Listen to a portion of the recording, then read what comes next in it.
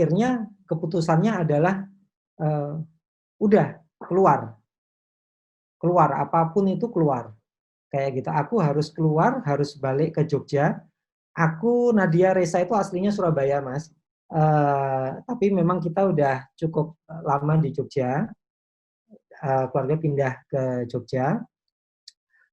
Jadi aku yang dari Jakarta ini harus keluar nih, harus keluar dari PNS. Pertamanya gini, namanya PNS itu kan selalu di apa namanya dipegang ya sama atasan sama apa gitu, artinya nggak usah keluar, sayang loh, ratusan ribu orang diceritain gitu untuk apa namanya masuk ke PNS Kementerian Keuangan lagi ini susah apa gitu. Udah nanti aku pindah aja, aku mutasi ke kantor yang di Jogja kayak gitu. Pertamanya udah tenang, oke lah, mutasi mungkin oke. Takut juga ya, namanya perang batin kan, takut juga. Bahkan ibu sendiri itu nggak memperbolehkan aku untuk keluar sebetulnya. Ibu sendiri itu nggak memperbolehkan aku untuk keluar. Nah, orang tua mana sih yang bayangin PNS gitu kan. Terus habis itu ini keluar untuk apa namanya ingin deket sama ibu nih gitu, ingin biar kita punya uang kayak gitu. Ibu aja, wah itu kan apa namanya, cuman semangatmu aja, cuman mimpimu aja, tapi nanti kenyataannya mesti sulit, jadi gitu kan. Tapi ya udah, akhirnya ibu pelan-pelan, habis itu atasan udah mentok, wah udahlah buat surat resign, masukin, ngomongnya cuti, udah cuti, tapi aku udah ngomong nih ke atasan, udah deh, akhirnya keluar, akhirnya kita keluar di akhir 2012, awal 2013 akhirnya keluar. Nah, eh, ternyata memang tidak seindah yang dibayangkan. Tidak seindah dibayangkan. Kita pertama kali itu clueless, tanpa tanpa apa ya, tanpa tujuan sama sekali. Jadi akhirnya modalnya itu dari rumah satu-satunya, rumah warisan satu-satunya ini kita jual, kita bagi dua, setengahnya kita jadikan DP untuk rumah di Jogja, ketika itu masih ngontrak, yang setengahnya untuk buat studio foto. Nah, buat studio foto ini lucu banget, Mas. Kita kayak orang-orang apa namanya, pokoknya semuanya dibeli, alat apa dibeli, pas itu sekitar berapa ya? Mungkin sekitar 100 jutaan lah. Kita dari rumah itu tadi, memang apa aja dibeli, habis itu sewa ruko di tempat yang apa cukup strategis. Kalau di Jogja itu di Seturan, itu lumayan strategis kan, di sebelahnya Selokan Mataram itu, di situ sewa, habis itu sewa 2 tahun langsung diisi macam-macam, beli iMac, beli apa, udahlah, udah beli, udah ini, ternyata ceritanya tidak seindah atau tidak semudah kita belinya ini. Beli kan gampang tuh, masang-masang semuanya.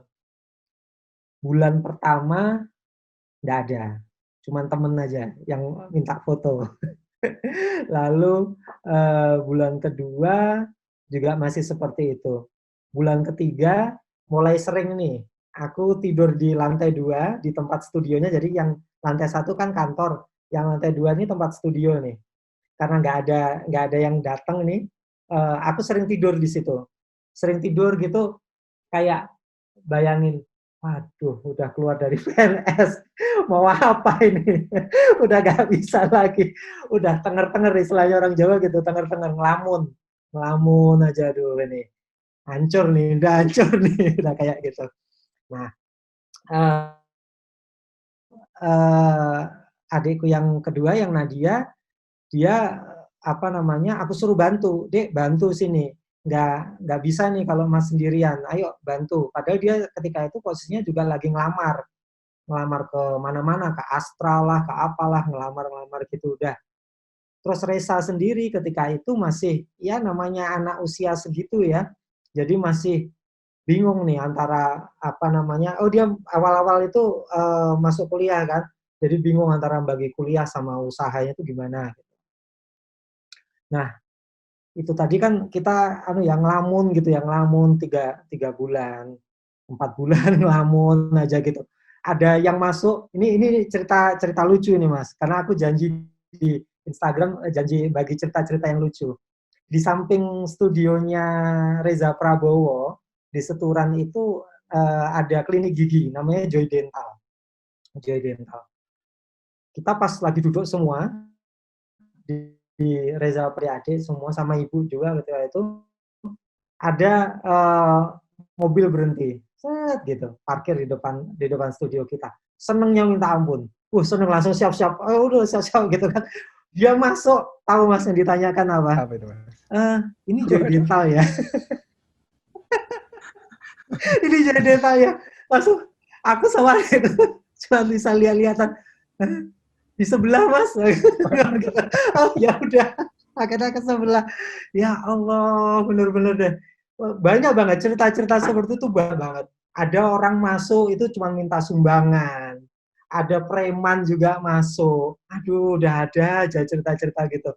Udahlah, intinya pokoknya di awal tuh sekitar 6 bulan pertama itu bisa dikatakan nggak ada pemasukan. Paling ya cuma 1-2 foto wisuda 1-2-3 gitu aja. Nah, ini aku jelaskan di sini kenapa kok Reza Prabowo gitu kan, bukan Ardi Prabowo atau nama lainnya. Ketika itu mikirnya sederhana, karena kalau Reza Prabowo itu produk life cycle-nya ini kan pasti lebih lama, karena dia masih muda kan, masih muda gitu. Selain itu, aku mau ngangkat story nih, aku mau ngangkat cerita Reza Prabowo yang masih SMA ini, ketika itu kan awalnya SMA ini, ternyata ini punya studio loh. Jadi aku create itu, aku taruh di iklan. Apa ini anak SMA gini apa, dan itu berhasil. Alhamdulillah ketika sudah mulai 6 bulan 7 bulan tuh mulai ada orang yang tertarik itu. Apa bener sih yang foto ini anak kecil? Dia bilangnya gitu, anak kecil lalu gitu. Oh iya, ini Reza adekku gini gini gini. Cerita akhirnya mulai.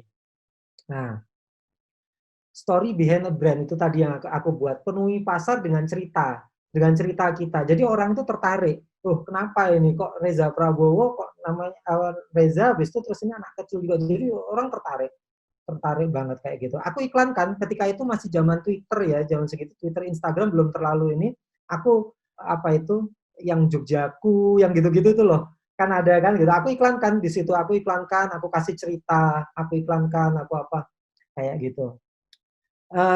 Lalu kemudian aku juga mikir ketika itu, yuk ini jelas kita nggak punya portfolio terbatas ya teman-teman lah kayak biasa teman apa kita ambil portfolionya di awal-awal.